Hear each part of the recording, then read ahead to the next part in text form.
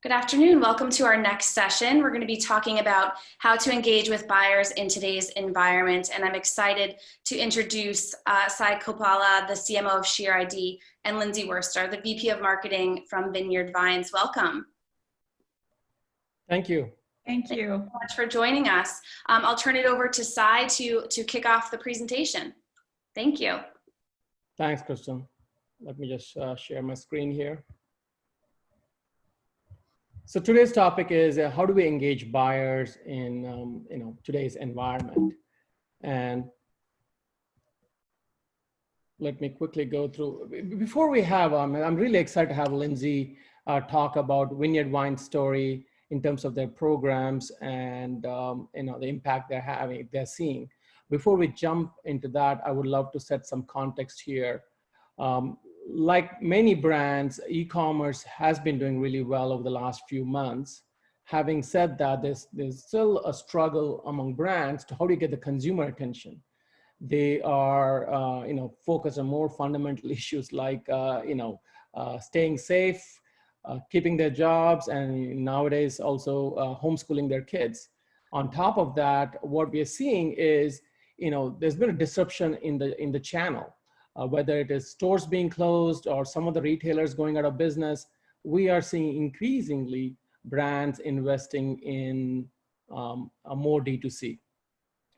Now, as we move more and more investments in D2C and e-commerce, one of the knee-jerk reactions you see is, hey, let me do mass discounting to move my merchandise. Now, premium brands are really concerned about that because as it dilutes your brand, as well as sets customer expectations that may be difficult to change post the COVID crisis. And a recent consumer survey we also did, we found that a significant majority of the customers want brands to support affected populations, whether it is medical workers or other people in the front lines. The gist of it is what we're seeing increasingly, brands are investing more in D2C and e-commerce, at the same time aligning a lot of their efforts with their brand mission and corporate social responsibilities. One other thing, recently Forrester released a survey, a marketer survey on personalization. It's not surprising that marketers are still very much focused on personalization as it gets the attention of the consumer, creates that emotional connection. But we all know there are some challenges with data there. It's only getting worse because as we see more and more privacy regulations taking foot in the United States, as well as browser cookies being eliminated, we as brands cannot rely on third-party cookies as much in the past, third-party data. So therefore, we're seeing brands looking at how to get more first-party data directly from consumers. So increasingly, we're seeing brands giving offers in such a way there's a clear value exchange where the consumer voluntarily gives information about themselves in return for a specific offer. We are seeing a majority of the marketers say that identity attributes like a life stage or affiliation has been very effective in personalizing and converting those customers. So we are seeing more and more brands marketing to specific consumer tribes rather than just segments. With that, what I would love to do is have Lindsay join us and talk to us a little bit about Vineyard Vines, the brand mission and story, and what they've been doing the COVID crisis. Hey, Lindsay. Hi, how are you? Good. Thanks for having me. So I can give you a little bit of background on Vineyard Vines now. I've been with the company for about 17 years. We just had our 22nd birthday as a company, and the company got started by our co-founders who are here on the screen, Shepney and Murray, back in 1998. They left their corporate jobs in Manhattan and decided there could be a better path forward where they weren't sitting in an office all day long and they were out doing the things they love. The brand started as a tie company originally, inspired by and showcasing sort of images of the finer places and things in life, as the guys used to say. So whether it was a Jeep on the beach, on the vineyard, or bluefish, things they love to do. When I joined the company in July of 2004, we really introduced clothing for the first time. You guys will see our smiling pink whale there now, which we're quite famous for, is on the front of our polo shirts. You've probably seen it stuck on the back of thousands of cars as you've been driving around, and that smiling pink whale has really become our identity. One of the other things that's really unique about our brand, our motto, every day should feel this good. If you happen to go to our Instagram feed, you will see that as a brand, we've really transformed sort of this idea of a lifestyle brand. And people, if you look at the photos that they are posting with our hashtag EDSFTG, you'll see that it's not about product. It's really transcended through and it's become a lifestyle. So whether they're posting pictures of their family dinner or their vacation, we've really engaged with people on a unique level. I think one of the other interesting things, and you'll see on the screen here, are a lot of photos that our customers sent in. So something that's also super unique about Vineyard Vines is from the very beginning, we didn't start out using models. We used real people, we used our friends, and really built a great emotional connection with our customer base in doing that, which I think as we talk in a little bit here, Sai, about COVID, it becomes sort of how we transformed our marketing and sort of what really helped us along the way here. Today, we have over 100 retail stores, a thriving online business. We've got thousands of wholesale accounts across department stores, smaller boutique accounts, green grass, and we also have a store in Bermuda and a couple of international accounts.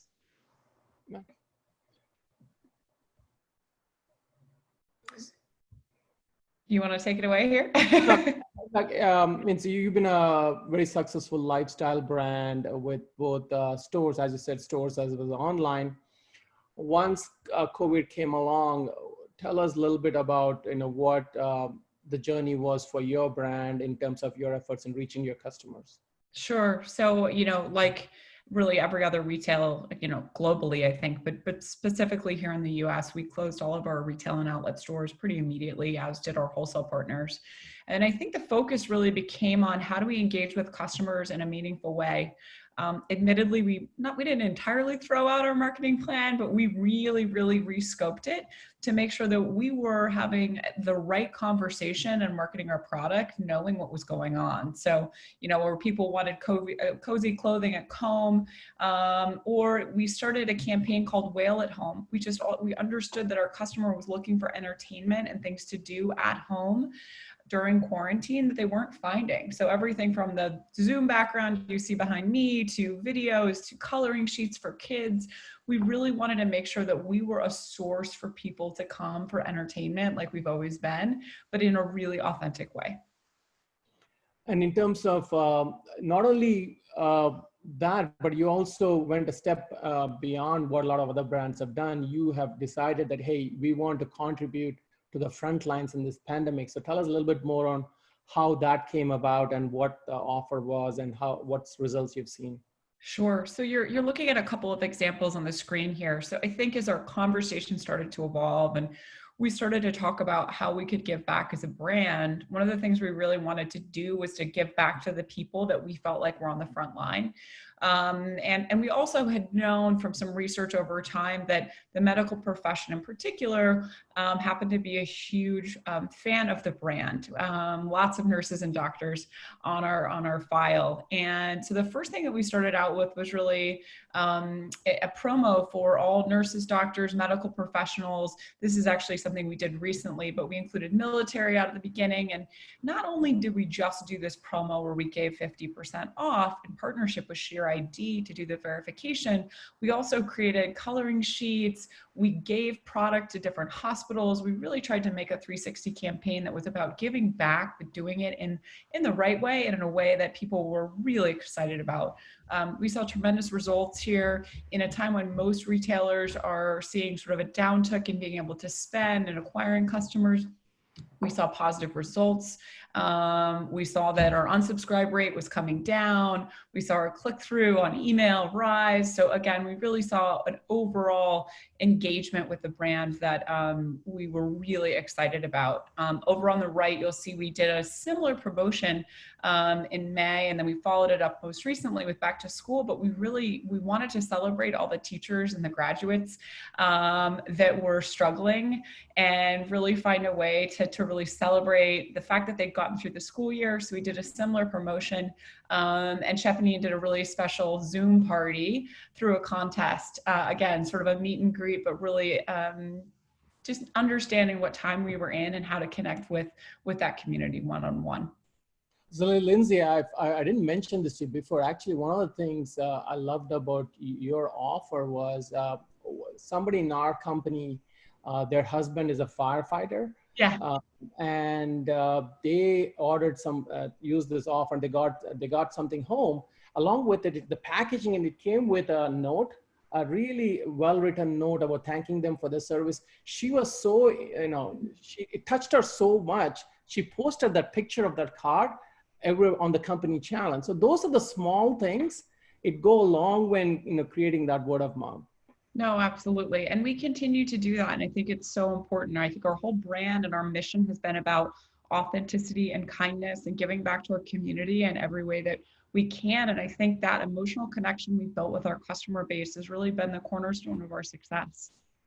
Now, as a brand, I mentioned, you don't want to, discount, but in this particular case, you get a significant offer here.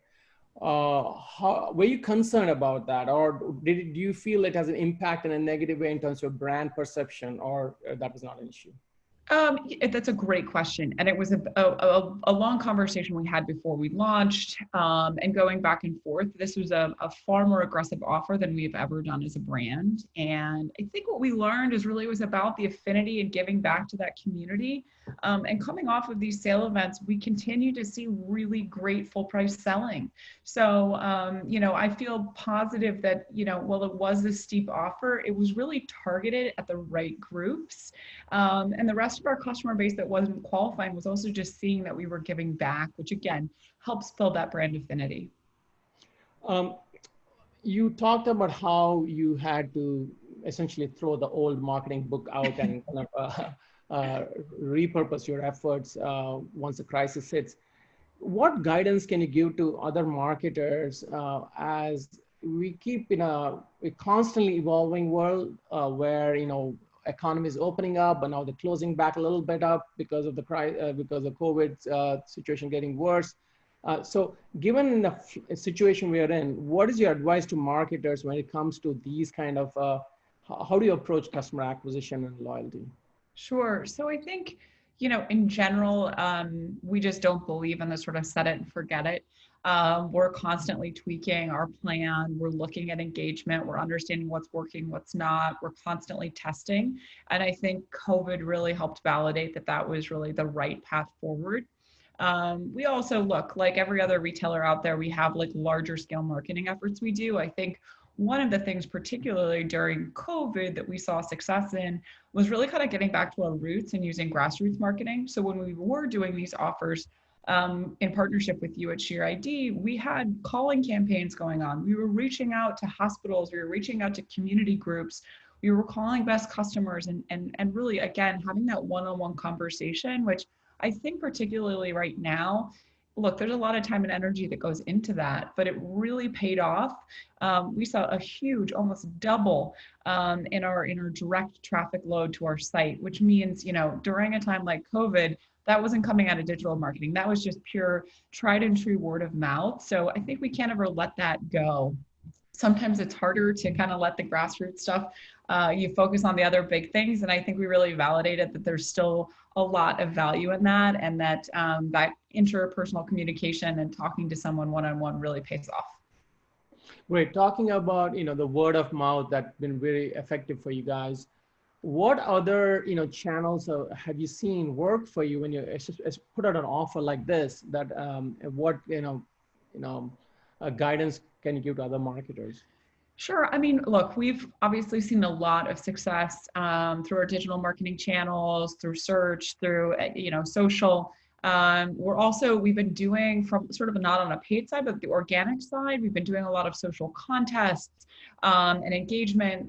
Just this past weekend, we did a great thing where we asked people to nominate and talk about what they loved about a healthcare worker, which again kind of helps spread viral awareness. We've also had great success with influencer partnerships, again, trying to spread the word. Obviously, historically, we've been known for our catalog. So in a non-COVID world or in a COVID world, I'm always a believer in that in some regard. But yeah, I would say definitely in the paid digital space, we've seen our greatest success. Also email. Email has been a great way to connect with people. I think ShareID has been a great partner in helping us really drive acquisition through these offers, which has again helped drive our business overall. In terms of, look, we meet innovative marketers in many companies. One of the challenges is, the marketer wants to do something like this, something they haven't never done before. They want to try it out. What's your, suggestions and how to navigate an organization, especially large organization, to actually try it out? Sure. Well, I think it's about testing, right? We are huge proponents of testing at Vineyard Vines, whether it's a email subject line to a large offer program like this. If there's hesitation from leadership, do it underground. Only reach out. You don't need to put it on the homepage of your website. You can do it in a quiet way in the background and see if you get traction. I think there are smart, innovative ways to really test and learn and understand how things work and then really scale them. And I think if you can validate what the return could be and then through your testing efforts, show how the scalability can help grow, we would hope it would be a simple sell.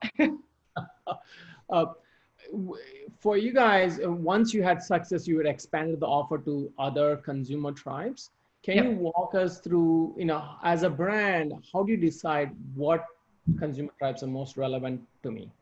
Sure, absolutely. Well, look, there's a lot of work we've obviously done in terms of demographic work, and then partnering with you guys too. I mean, we knew nurses and doctors. We knew that was a community that we knew we had a strong customer base in. Military for us, we know we have a great affinity for, and that's very important to the guys. Same with police and firemen, and then students and teachers. We've had a long running relationship with colleges and universities too. So for us, that totally made sense. We had a whale rep program for a very, very long time. And we just felt like as we sort of expanded on it and tested new communities, we kept seeing traction. So it's actually one of our missions right now is to figure out what other tribes or communities out there kind of are the next step forward, which I'm excited in the next year to really see kind of where that goes. That sounds good. In terms of one of the beauty of this technique is it gives marketer the flexibility to say, hey, here's a specific consumer term I'm interested in, and create a compelling offer just for that community because you have this, fencing off through verification, right? Right. How much were you guys thinking in terms of, okay, I can verify, but I may be introducing some friction. How important is it to have it on my brand experience and things like that? How was decision-making process in that in terms of, it's always, you want to introduce as little friction as possible. At the same time, you want to get first-party data and convert them. So what is the thought process there in terms of, for you guys, in terms of brand experience? Yeah, so look, again, I think for us, it was all about testing it and making sure that it worked, which in partnership with ShareID, we have seen great results. We haven't had a lot of friction. If at any point in time we were having issues from getting someone verified, our customer service line was armed with all the information they needed to really help customers. So, overall, we really only saw positive results coming out of this in terms of customer engagement. And it was very frictionless. People almost immediately got their code and their offer and were able to use it online. One of the interesting things we have seen across brands is, there's this notion that, hey, every little information you ask a consumer, it's friction. But actually, if you look at them from the mind of the consumer, depending on what's on the other side of it, they don't see it as friction. So we have Right. seen again, the conversion rates are significantly higher. If the offer is compelling and you're emotionally connecting with them, they're happily willing to give you information in return for the offer. So that's what we're seeing, that's a key there. Absolutely. And we've seen the same thing. And now that you as part of this process, you get information about the consumer through the verification process, where they give you their name, their date of birth, and are they a nurse or a doctor or a teacher. How are you planning to use this information on an ongoing basis from a re-engagement perspective? Sure, absolutely. So obviously we got to make sure they've opted in. But if they do opt in, our whole strategy has been around how do you hit the right customer at the right time with the right message. So we're really focused on looking at not only what offer did they come in, or did they come in on full price, regardless of where that customer came from. What are they buying? What are they browsing? And really sort of like using the data intelligence that we have to understand really what might they want to buy next based on buying behavior across our entire customer base, and making sure that we are delivering compelling messages to them every single day. Thank you, Lindsay. This has been really valuable to hear, as a partner, the type of programs you've been driving and kind of impact you guys are having. Any last minute advice to other marketers out there who are thinking about how do I create that emotional connection with the tribe or consumer tribe that's relevant to them? So I think just in a nutshell, it's that idea of don't set it and forget it, and make sure that you're constantly tweaking, that you're relevant, that you understand what's going on in the community, and you're authentic. I think that really means more than anything. Thank you, Lindsay. Appreciate it. Thank you. So just take a step back from what Lindsay talked about. We have worked with 200 plus brands like Vineyard Wines. And if you look at some of what makes them successful, if you take a step back, there's almost a playbook there, right? As Lindsay talked about, first is you're identifying the consumer tribe that's most relevant to you. This is a group of individuals who have a strong affinity or identify closely with that community. And there's an automatic word of mouth built into that community, right? So for your particular brand, what is the consumer types that's relevant for you? For example, if it is women between the ages of 30 to 50, let's say, then teachers, nurses, military spouses could be potential communities you can focus on. The second part, once you identify that, the next part is, okay, what should the offer be? Now, it can be a discount, like with Herd Vineyard, but it can be more than that. We have seen situations where it can be an exclusive offer or an early access or an add-on. It doesn't always have to be necessarily be just discounting. The third part is we hear a lot about is, okay, now you define the offer, how do I get the word out? It's very tempting to think that this entire community sits in one place. Teachers is 6 million, or military is 30 million. They're everywhere.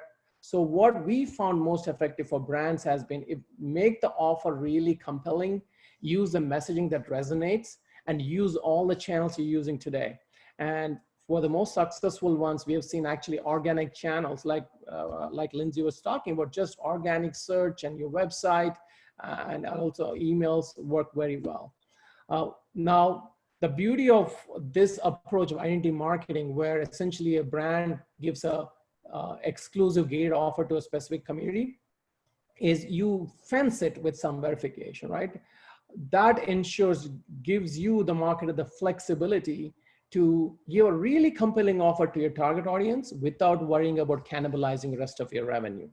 So and one of the important things, as we talked earlier, was, you got to keep it in your brand experience so you have as little drop off as possible. And the last but not the least, through this process, you actually get a lot of first party data.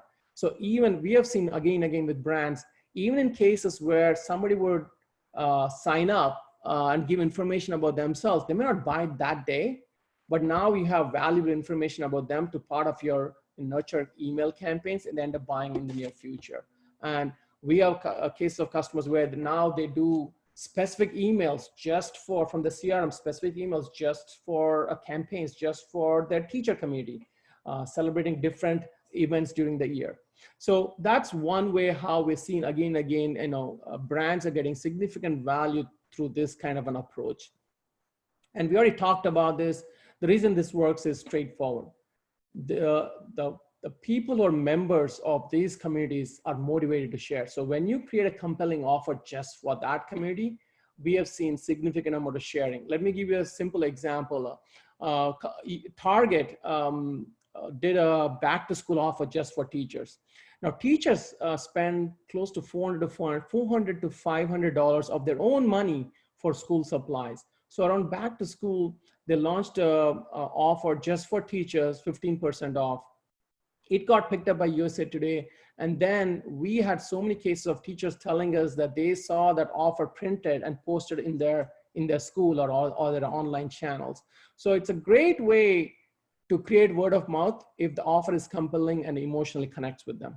The second part, we already talked about it. You got to keep it protected. So that way it gives you the flexibility to really give a compelling offer without cannibalizing. Because what we have seen is we have done enough audits to let you know that if you don't protect your offer, abuse can be anywhere from 30 to 35%. It's significant. The reason is, most people think it's a white lie. Hey, I have my email address of being a student from 20 years ago. If I'm going to get 20% discount, I'm going to put it in. So that's the attitude people have. So from a marketer or brand perspective, when you're giving a compelling offer, you want to protect that offer.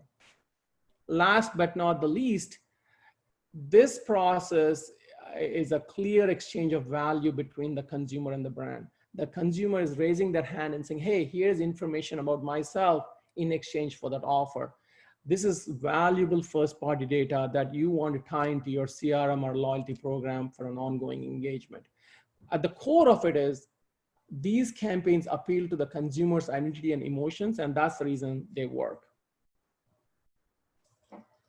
Now, we talked about a couple of consumer tribes. Just for, you understand, like medical workers is actually 16 million people in the United States. That includes not just doctors, nurses, but all the assistants and respiratory therapists and all of that, right? So a significant population.